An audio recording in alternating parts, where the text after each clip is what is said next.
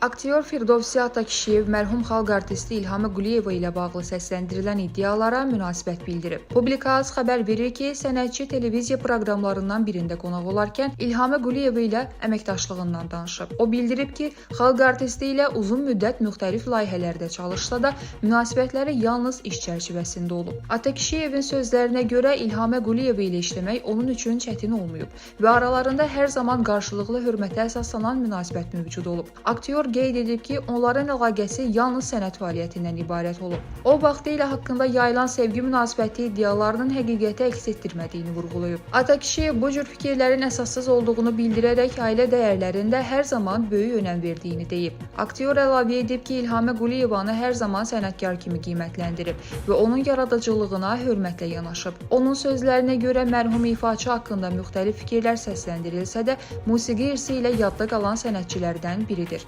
İlhamə xanımla səmimi rəsmi münasibətimiz var idi. Onunla gecə-gündüz bir restoranda oturub yeyib içmirdim bəziləri kimi. Sonra da desinlər ki, İlhamə mənim qarşıma düşdü. Onun nə qədər tünd pis xasiyyəti var desələr də sənətkar idi.